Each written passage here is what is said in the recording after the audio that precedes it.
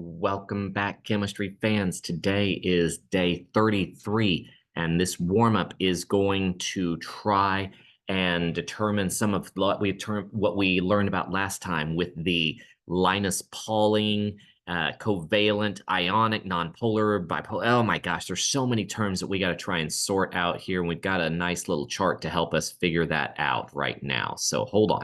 So let's jump right into the warm-up. Let me share my screen with you, and we will get going on that right now.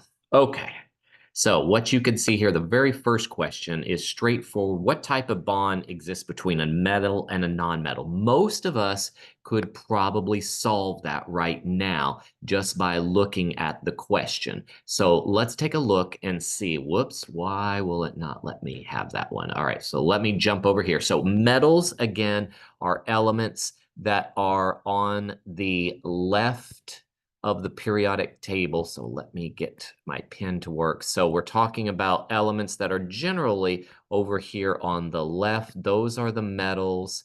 And if we have something to the right of that staircase, those are our nonmetals.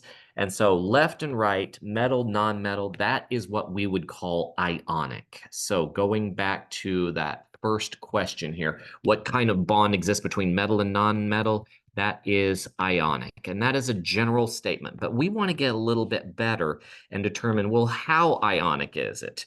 And so that's where we're heading with number 3. But number 2 says two nonmetals, we should say that that is covalent.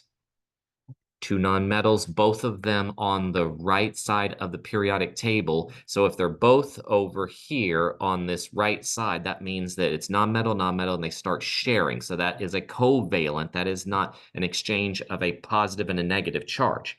All right, well, now this time it says, let's get specific and let's find out about K and O, and let's see what type of bond exists between them. So let's put a number to this. So K is over here on the Linus Pauling chart at 0.82, and oxygen is at 3.44. So what we're going to do is we're going to subtract the difference between those, and it's always going to be an absolute value. It's always going to be a positive value. So it doesn't matter which you put first. 3.44 minus 0.82.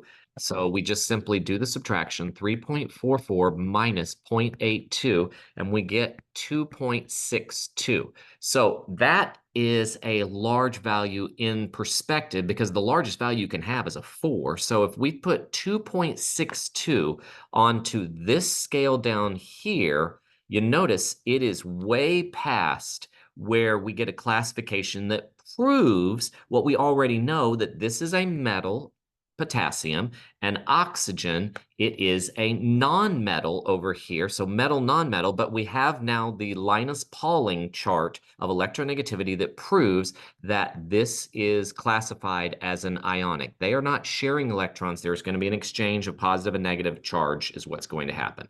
All right, so let's get to number 4 where we have P and Se. So we have two different elements, but notice where they both are. P and Se.